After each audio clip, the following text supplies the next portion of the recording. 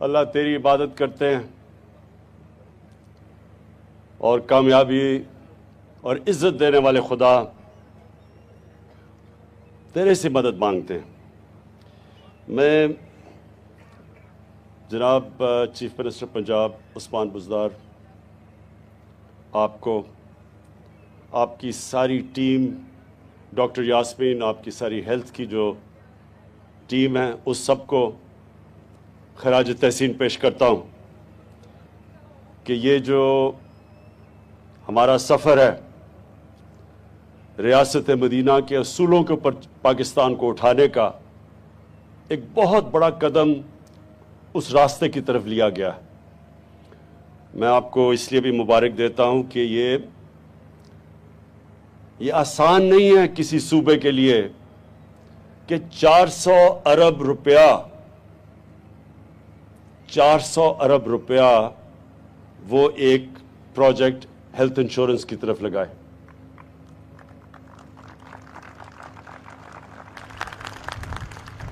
چوہتر سال کی ہماری تاریخ میں کتنے لوگ آئے، کتنے وزیر اعظم، پریزیڈنٹس کتنے آئے؟ کبھی کسی نے سوچا کہ ایک غریب گھرانے میں ایک بڑی بیماری ہو جاتی ہے، کینسر، ہارٹ، یہ دو سب سے زیادہ جو لوگ مرتے ہیں، دو بیماریوں سے مرتے ہیں، ہارٹ اٹیک یا ہارٹ ڈیزیز اور کینسر سے، اور دونوں مہنگی بیماریاں ہیں۔ تو یہ تو ہم نے آہستہ آہستہ جس طرف ہمارا ملک گیا ہے، یہ تو اگر آپ کے پاس پیسے ہیں تو اپنا علاج کروا سکتے ہیں، غریب آدمی کے لیے تو اس کی پہنچ سے باہر ہے۔ کبھی کسی نے اس کی مدد کر دی، کسی رشتہ دار پیسے والے نے پیسے دے دیے، کسی کو ترس آ گیا کسی نے پیسے دے دیا، لیکن ریاست نے تو کبھی اپنی ذمہ داری نہیں لی ادھر۔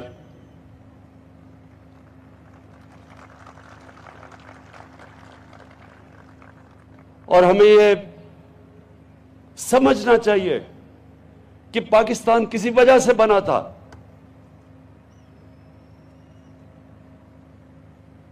جتنے مسلمان پاکستان میں آنے تھے، ہندوستان میں جب پاکستان موومنٹ شروع ہوئی تو اتنے ہی تو ہندوستان میں رہ جانے تھے، لیکن آپ سب کو پتہ ہونا چاہیے کہ سارے مسلمانوں نے پاکستان کے لیے ووٹ دی تھی، یہ پتہ ہوتے ہوئے کہ انہوں نے پاکستان کا حصہ نہیں بننا۔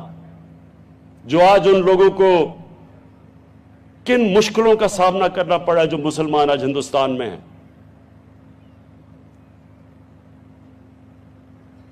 انہوں نے ایک خواب کے لیے ووٹ دی تھی کہ جو علامہ اقبال نے ایک اتنے بڑے ذہن نے لوگوں کو خواب بتائی تھی کہ پاکستان، جب ہم کہتے ہیں کہ پاکستان کا مطلب کیا، اور جو نعرہ تھا لا الہ الا اللہ، اس کا مطلب کیا تھا کہ ہم نے اپنے نبی صلی اللہ علیہ وسلم کی قدموں کے اوپر چل کے وہ جو انہوں نے ریاست بنائی تھی مدینہ میں، وہ ہم نے ایک پاکستان میں مثال بنانی تھی۔ یہ تھا پاکستان کا خواب جو کہ فاؤنڈنگ فادرز نے کہا تھا آبجیکٹو ریزولوشن میں کہ اسلامی فلاحی ریاست بننا تھا۔ اور آج تک کسی حکمران نے اس طرف قدم بھی نہیں اٹھایا، بلکہ امیر اور غریب میں فاصلے بڑھتے گئے۔ میں گورنمنٹ ہاسپٹل میں پیدا ہوا، میری ساری بہنیں گورنمنٹ ہاسپٹل میں پیدا ہوئی تھی لاہور میں،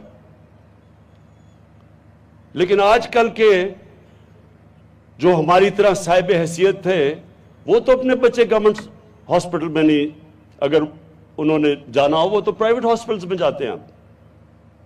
جو گورنمنٹ ہاسپٹل انگریز چھوڑ کے گیا تھا، آہستہ آہستہ آہستہ ان کی تو سٹینڈرڈ نیچے چلی گئی، اور صرف پرائیویٹ ہاسپٹلز امیروں کے لیے بننا شروع ہو گئے۔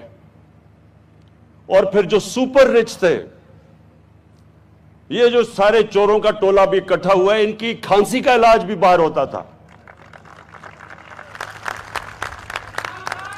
جن لوگوں نے اپنی عوام کی صحت اور علاج کی ذمہ داری اٹھانی تھی وہ سارے پچھلے 30 سال سے دیکھیں. جب دیکھو تو جی وہ چیک اپ کے لیے لندن جا رہا ہے, جب کوئی سنو تو جی اس کا پر علاج ہو رہا ہے وہاں لندن میں, کبھی وہ امریکہ جا رہا ہے, کھانسی ہے تو دبئی جا رہا ہے. ان کو کیا پتا کہ پاکستان کی عوام کی کیا مشکلات کا سامنا کرنا پڑتا تھا. آج سارے چور اکٹھے ہوئے ہیں. 30 سال سے, اس سے پہلے 20 سال پہلے دونوں گالیاں ایک دوسرے کو چور کہتے تھے. زرداری کو جیل یہ نون لیگ نے ڈالا تھا. ہمیں یہ یاد رکھیں کہ تحریک انصاف نے 2 دفعہ زرداری کو جیل میں نہیں ڈالا تھا. اس کا پیٹ پھاڑ کے پیسہ کس نے نکالنا تھا؟ تحریک انصاف نے نہیں نکالنا تھا.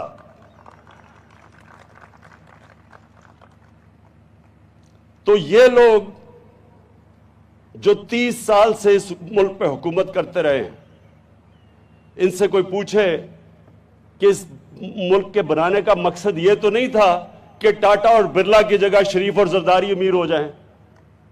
اس کا تو بڑے ایک عظیم خواب تھا, اور آج تک کبھی انہوں نے سوچا کہ عام آدمی کے لیے ہم نے ہماری ذمہ داری ہے عام آدمی. خواتین و حضرات, یہ جو آج پاکستان انہوں نے چھوڑ دیا ہے, آپ کو پتا ہونا چاہیے کہ جو ڈاکٹر اور نرسز ٹو پاپولیشن ریشو, یعنی کتنی عوام کے لیے کتنے ڈاکٹر اور نرس چاہیے ہیں, پاکستان کی دنیا میں تقریباً سب سے بری ریشو ہے. یعنی ہمارے ملک میں سب سے کم ڈاکٹر اور نرسز آبادی کے لحاظ پہ ہیں. ہمارے سب سے کم ہاسپٹل ہیں. جو ہاسپٹل ہیں بھی, آپ کبھی بھی ڈسٹرکٹ میں چلے جائیں, یا آپ فیصل آباد بیٹھے ذرا تھوڑے شہر سے باہر نکل جائیں, وہاں جا کے ڈسٹرکٹ ہاسپٹلز کا حال دیکھیں. وہاں کئی زیادہ تر نہ ڈاکٹر ملتے ہیں نہ نرس ملتی ہے. وہ لوگ ادھر سے بھاگے آتے ہیں ڈویژنل ہیڈ کوارٹر پہ, کیونکہ وہ ہاسپٹل میں لوگ عملہ ہی نہیں ہے. تو یہ ایک دن میں تو نہیں ہوا, یہ آہستہ آہستہ ایک ملک میں حکمران طبقے نے آہستہ آہستہ عوام کے لیے ایک پاکستان بنا دیا اور اپنے لیے دوسرا. تو میں آج پھر سے عثمان آپ کو اور آپ کی ٹیم کو خراج تحسین پیش کرتا ہوں.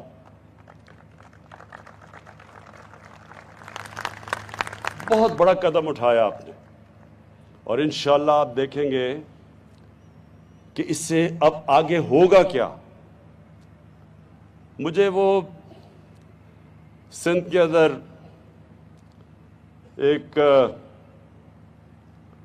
پارٹی کا لیڈر ہے, 13.5 سال ہو گئے, اردو بھی نہیں صحیح طرح بولنی آتی, بارش ہوتا ہے تو پانی آتا ہے.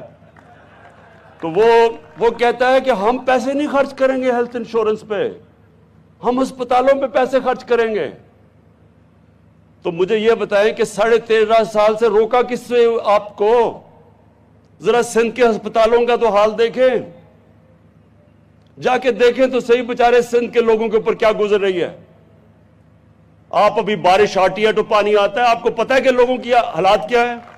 آپ کبھی گاؤں میں گئے ہیں لوگوں کے, پوچھا لوگوں کے اوپر کیا گزرتی ہے؟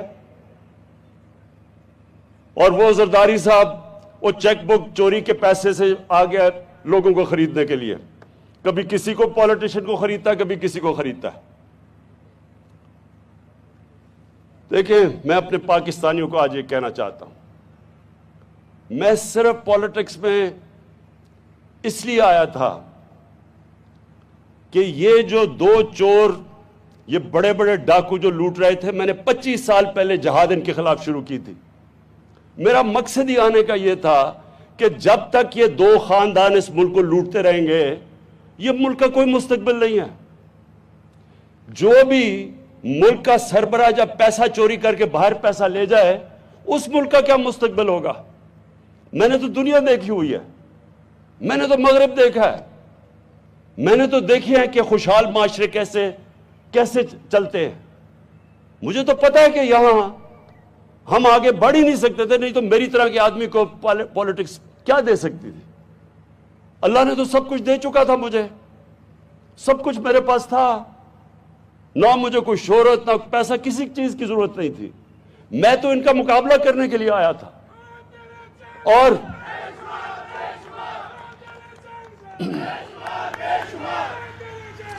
सुने जरा, तो दो वजह से आया था। इनके होते हुए पाकिस्तान का कोई मुस्तकबिल नहीं था, और हमारा मकसद ही इस मुल्क को, हम पाकिस्तान के साथ बड़े हुए हैं। मेरे माँ बाप गुलाम हिंदुस्तान में पैदा हुए थे, हम पहली जनरेशन थी जो पाकिस्तान आजाद मुल्क में पैदा हुए थे। तो जब तक एक मुल्क अपने नजरिए पे नहीं जाता, वो मुल्क कामयाब कभी भी नहीं हो सकता। और ये एक नजरिए के ऊपर पाकिस्तान बना था, इस्लामी फलाई रियासत। तो इन दो वजह से आया था। और मैं आपको एक चीज बता दूं कि जितना भी मैंने दुनिया और सारी दुनिया मौका मिला मुझे देखने का, याद रखें एक कामयाब और खुशहाल माशरे के अंदर दो चीजें जरूरी होती हैं। सबसे पहले कानून, कानून की बालादस्ती, रूल ऑफ लॉ। और इसका मतलब, फिर से मैं चाहता हूं मेरी सारी कौम इस हदीस को याद रख ले। हमारे नबी सल्लल्लाहु अलैहि वसल्लम ने कहा था कि तुम्हारे से पहले बड़ी कौमें तबाह हुई। क्यों? जब बड़ा चोर चोरी करता था उसको सजा नहीं मिलती थी, सिर्फ गरीब चोर को सजा मिलती थी। और दूसरी चीज जो कुरान की आयत है, अमर बिल मारूफ, तुम सबसे अजीम कौम मैंने पैदा की है दुनिया की इमामत के लिए, क्योंकि तुम अच्छाई के साथ खड़े होते हो और बदी को खत्म करते हो, बुराई को दबाते हो। ये दो चीजों के ऊपर मदीना की रियासत की फाउंडेशन थी, और उसके बाद फलाई रियासत थी। इस पे खड़ी हुई थी मदीना की रियासत। और आज आपने अगर देखना है, क्योंकि हमारे नबी रहमतुल आलमीन थे, सब इंसानों के लिए रहमत बन के आए थे। जो इंसानी माशरा उनकी सुन्नत पे चलेगा, अल्लाह ने उसको उठा देना है। ये जरूरी, अगर ये ना होता तो आज मुसलमान, हम आज खुशहाल होते, और जो मुसलमान नहीं है उनके हालात बुरे होते। लेकिन वो कौमें जो मुसलमान नहीं है आज खुशहाल हैं। और मुसलमानों का हाल सारी दुनिया में उठा के देख ले क्या है आज। क्योंकि जो कौमें खुशहाल हैं, आप वहां चले जाएं और मैं आपको दो चीजें वहां बता दूंगा, उनकी बुनियाद दोनों उसूलों पे है, कानून की बालादस्ती भी और फलाई रियासत भी। मैं आपको मिसाल देता हूं। ऑस्ट्रेलिया का नंबर 1 टेनिस प्लेयर, दुनिया का नंबर 1 ऑस्ट्रेलिया गया। उन्होंने कहा जी नहीं, जो हमारा कानून है उसके मुताबिक इसने वो हिफाजती टीका नहीं लगाया। बड़ा मसला बन गया कि दुनिया का नंबर 1 प्लेयर है। उन्होंने कहा कि नहीं, कानून के नीचे सब है, सबके लिए की कानून है, उसको नहीं खेलने दिया। बरतानिया का शहजादा, किसी अमेरिका में कोई 30 साल पहले कोई खातून को याद आया कि उसने कोई उसे ज्यादती की है, अदालत में चली गई अमेरिका में। उन्होंने बड़ी कोशिश की कि जो बरतानिया का शहजादा है, अदालत ने कहा नहीं, कानून के नीचे सब एक ही बराबर है। वो अब साबित करे आके अदालत में कि उसने वो ठीक कह रही है या नहीं। लेकिन सबसे बड़ी बात सुन रहे, बरतानिया का प्राइम मिनिस्टर बोरिस जॉनसन, 1 महीना तकरीबन हो गया है, पार्लियामेंट ही नहीं आगे चल रही। वो जब जाता है वो एक सवाल पूछते हैं कि जी जब कानून आपने सबके लिए बनाया था कि लोग जमा नहीं होंगे, आपने क्यों पिछली बारी जब वो लॉकडाउन लगा हुआ था, आपने क्यों आपकी डाउनिंग स्ट्रीट के बाहर आपने क्यों लोग जमा हो गए और आपने पार्टी कर ली? पाकिस्तान में खबर ही ना बने, यहां अखबारों में नहीं आना था। वहां 3 हफ्ते से सारा मुल्क रुका हुआ है और वो बेचारा जवाब देता फिर रहा है। यहां क्या देखें, पंजाब का जो चीफ मिनिस्टर, उसकी चीफ मिनिस्टर के दौरान बेटे की शुगर मिल, मकसूद चपड़ासी के अकाउंट में तकरीबन 4 अरब रुपया, 400 करोड़ रुपया आ जाता है। اور دوسرے پتہ نہیں کیا وہ مدثر ہو یا اور کوئی، وہ ان کے اکاؤنٹوں کے اندر، ہاں مسرور انور اس کے اکاؤنٹوں میں کروڑوں روپے آ جاتا ہے. بھئی سب کو پتا ہے کہ اگر وہ بچارے 10,000 روپے ان کی تنخواہ تھی اور یہ پیسہ تو یہ ظاہر ہے چوری کا پیسہ نہیں تو اپنے اکاؤنٹ میں لے آتا. ابھی وہ 1.5 گھنٹے کی تقریر کرتا ہے پارلیمنٹ میں. برطانیہ میں ہوتا پارلیمنٹ کیا اس کو شکل کہیں نہیں دکھا سکتا تھا، کیونکہ ان کی اخلاقیات اوپر ہے. امر بالمعروف ادھر چل رہا ہے، جو اللہ کی آیت ہے قرآن کی اس پہ وہ عمل کر رہے ہیں. بدی کو دباؤ اور اچھائی کے ساتھ کھڑے ہو. یہاں جب جاتا ہے پارلیمنٹ میں 1.5 گھنٹے کی تقریر، جو جاب اپلیکیشن ہوتی ہے اصل میں کہ جی میں پھر سے مجھے موقع مل جائے، اور جواب دیتا نہیں ہے. بیٹے کو باہر بھجوا دیا ہے. ادھر دوسرے آصف زرداری کو دیکھ لیں، ادھر جی پاپڑ والا چینی والا ان کے اکاؤنٹ پیسے آ رہے ہیں کروڑوں روپیہ. تو مجھے یہ بتائیں کہ کیسے ملک آگے بڑھ سکتا ہے جس ملک کے اندر بڑے بڑے چوروں کو انصاف کا نظام ان کو سزا ہی نہ دے، صرف چھوٹے چوروں کو پکڑے. اس ملک کا تو کوئی مستقبل ہی نہیں ہے. اور وہ حدیث میں ہمارے نبی نے واضح کر دیا، چھوٹے چوروں کو جیلوں میں ڈالو، بڑے چوروں کو پکڑو نہ، وہ ملک تباہ ہو جاتا ہے. کیونکہ بڑے چوروں کی چوری تو ملک کو تباہ کرتی ہے. چھوٹے چھوٹے چور کتنی چوری کر لیں گے؟ بڑے چور جو ملک سے پیسہ چوری کر کے باہر لے کے جاتے ہیں. اور آپ نے دیکھا ہوگا کہ وہ جو علاج کروانے گیا تھا اپنا باہر، ایک مجرم کہتا جی بڑی دل کی بیماری ہے. ابھی وہ چل رہی ہے کہ وہ سیڑھیوں پہ چڑھتا جا رہا ہے دل کی بیماری کے ساتھ، اپنی فیکٹریاں دیکھ رہے جا کے وہاں. اور اس کو یہاں سوچیں یہاں کہ ہمارے کوئی وکیل کہہ رہے ہیں کہ جناب اس کو پھر سے موقع دو ملک لوٹنے کا، لائف ٹائم بین اس کا ختم کرو. میں حیرت ہوتی ہے مجھے کہ جب ایک ملک کو آپ کو تباہ کرنا ہو بم مارنے کی ضرورت نہیں ہوتی. اچھے برے کی تمیز ختم کریں ملک تباہ ہو جاتا ہے. کرپشن کو ایکسیپٹیبل کر دیں ملک تباہ ہو جاتا ہے. جب چوری میں کوئی برائی نہیں ہے تو محنت کون کرے گا؟ میں کیوں پڑھوں اور محنت کروں اور 12 گھنٹے کام کروں جبکہ قبضہ کرو اور گورنمنٹ پلاٹ پہ اور اربوں روپیہ بنا لو؟ میں محنت کیوں کون کرے؟ اگر معاشرے کو تباہ کرنا ہے ان چوروں کو آپ ایسے کریں کہ ان میں کوئی برائی نہیں ہے. ٹی وی پہ آ رہا ہے جناب وہ ایک چور دوسرے چور سے ملنے جا رہا ہے، اسی کے اوپر کہہ رہا تھا پیٹ پھاڑ کے پیسے نکالوں گا، آج اس کو مل رہا ہے کیونکہ ڈر لگا ہوا ہے سب کو عمران خان کا.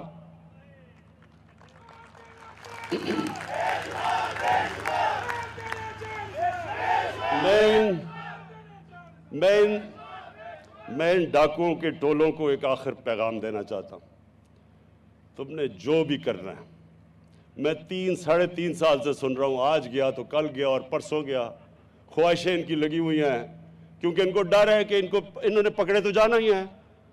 دیر لگ رہی ہے، ایڈجرنمنٹ لے رہے ہیں، جج لمبی لمبی ڈیٹس دے رہا ہے، کیس نہیں سنتا، لیکن سننا تو ہے. اور جب بھی سنے گا تو انہوں نے جیلوں میں جانا ہے. تو جلدی پڑی ہوئی ہے سب کو کہ جلدی جلدی اس کو فارغ کرو، نہیں تو ہم سارے اکٹھے چلے جائیں گے جیل میں. اس لیے آپ پیٹ پھاڑ کے بجائے پیٹ پھاڑ کے پیسہ نکالنے کے آپ پیٹ اکٹھے مل رہے ہیں، پیٹ مل رہے ہیں اب اکٹھے. انشاءاللہ میں اپنی قوم ساروں کو کہتا ہوں کہ یہ ہے اصل میں پاکستان کی جنگ. رول آف لا، قانون کی بالادستی، اس کے اوپر کھڑا ہوتا ہے ایک معاشرہ جس میں خوشحالی آتی ہے. جو کرپشن ہوتی ہے یہ سمپٹمز ہے. جب رول آف لا نہیں ہوتا تو کرپشن ہوتی ہے. کبھی سنا ہے سوئٹزرلینڈ کے اندر قبضہ گروپ؟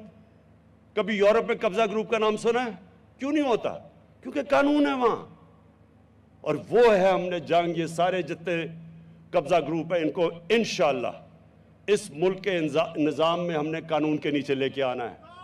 اور انشاءاللہ جس دن یہ ہو گیا آپ خود ہی دیکھتے رہیں، تبدیلی تو شروع ہو گئی ہے، لیکن جو ملک اصل میں اوپر جائے گا جب اس ملک میں قانون عام آدمی کے لیے، جس طرح آج ایک عام آدمی کے لیے صحت کارڈ آ گیا اس کے ہاتھ میں کہ کسی بھی ہسپتال میں جا کے، کبھی بھی وہ سوچ نہیں سکتا تھا کہ پرائیویٹ ہاسپٹل میں جا کے اپنا علاج کروائے۔ مجھے ڈاکٹرز ہاسپٹل سے ٹیلی فون آیا ڈاکٹر جاوید اصغر کا کوئی 2 ہفتے پہلے کہ ہم نے پہلا صحت کارڈ کے اوپر ہارٹ ٹرانسپلانٹ کیا ہے، ایک غریب آدمی جو سوچ بھی نہیں سکتا تھا۔ تو اب دوسری چیز جو ہم نے کرنی ہے کہ ہم نے ایک آدمی کو کبھی فکر نہ ہو، عام آدمی کو، کہ جب بھی کوئی طاقتور، کوئی قبضہ گروپ، کوئی ظالم کسی بھی کمزور آدمی کے اوپر اس کی جرت نہ ہو کہ اس کے اوپر کسی قسم کا ظلم کر سکے، اس کا حق مار سکے۔ ہماری عورتیں جو ہیں جن کو حق نہیں دیا جاتا جائیداد میں، ان کا شریعت میں حق ہے کہ جائیداد میں ان کو حق ملنا چاہیے، لیکن ان کو حق نہیں دیا جاتا۔ انشاءاللہ یہ ہماری گورنمنٹ پہلی ہوگی کہ جو حق دلوا کے رہے گی اپنی عورتوں کو کہ ان کو بھی جائیداد میں ان کا پورا حق ملے۔ ہم سمجھتے نہیں ہیں کہ ہمیں تو ہماری عورتوں کو تقریباً 1500 سال پہلے ہمارے نبی صلی اللہ علیہ وسلم نے، اللہ نے قرآن میں ان کے ذریعے حق دلوایا تھا اپنی خواتین کو۔ ابھی میں جاتا ہوں دیہات میں، وہ بیچاری عورتوں کو حق نہیں دیا جاتا، تو انشاءاللہ ہماری حکومت اپنی عورتوں کو، ان کو بھی حق دلوائے گی۔ اور اب ہم جو ایجوکیشن سسٹم ہم نے جو اب یہ فیصلہ کیا ہے کہ ایک کریکولم ہوگا سب کے لیے 5ویں کلاس تک، اور پھر آہستہ آہستہ اوپر لے کے جائیں گے، یہ بھی کتنی بڑی ناانصافی تھی کہ عمران خان کے بچے، پیسے والے بچے انگلش میڈیم میں، باقی لوگوں کے یا اردو میڈیم میں، اور یا دینی مدرسے، جن کو موقع ہی نہیں دیتا معاشرہ اوپر آنے کے لیے۔ تو انشاءاللہ یہ بھی ہمارا 5 کلاس تک بڑی مشکلوں سے ہم نے ڈیولپ کیا ہے، اب انشاءاللہ ہم اوپر لے کے جائیں گے اور اس ملک کے اندر ایک کریکولم اور ایک قوم بنائیں گے۔ میں آخر میں عثمان بزدار آپ کو خاص طور پہ خراج تحسین پیش کرتا ہوں کہ جو ڈیولپمنٹ اب پنجاب میں ہو رہی ہے، میں اب یہ چاہتا ہوں کہ بجائے ایسے ہی ٹی وی ٹاک شوز پہ کہ جی وہ تباہ ہو گیا پنجاب، میں یہ چاہتا ہوں کہ ایک نیوٹرل امپائر بٹھائیں اور بتائیں کہ پچھلے 5 سال وہ جو ڈرامہ باز تھا اس نے کیا کیا پنجاب کے لیے، اور ابھی 3.5 سال میں اب ہماری حکومت نے پنجاب کے لیے کیا کیا ہے۔ میں چیلنج کرتا ہوں کہ کوئی مقابلہ ہی نہیں ہوگا، کیونکہ اس نے تو سارا اپنی ٹی وی کے اوپر اور اشتہاروں میں کام کیا ہے۔ یہ اصل کام ہو رہا ہے، پہلی دفعہ آپ دیکھیں گے ایک مشکل حالات کے اندر پنجاب کے اندر صحیح کام ہو رہا ہے، اور جو بھی ہماری اسکیمیں تھیں اب وہ زمین پہ آنے والی ہیں، اور آپ دیکھیں گے کہ ہر روز آپ نئی بڑے بڑے پروجیکٹس آپ کے سامنے آئیں گے۔ اور جو ماشاءاللہ ہمارا جو چائنا کی ٹرپ ہوئی ہے، اب جو سی پیک کا جو دوسرا فیز ہے وہ بھی اب شروع ہو جائے گا، اور اس میں صحیح معنی میں اب آپ کو انڈسٹریلائزیشن، اور فیصل آباد خاص طور پہ کہ نئی انڈسٹری آئے گی، جوائنٹ وینچرز ہم لے کے آ رہے ہیں، جو ہماری اسپیشل اکنامک زونز ہیں ادھر ہم نے انوائٹ کیا انویسٹرز کو۔ تو انشاءاللہ مجھے پورا امید ہے کہ یہ جو پاکستان اب جس راستے پہ نکل گیا ہے، یہ وہ اب پاکستان بنے گا جس کی میں ہمیشہ خواب دیکھتا تھا۔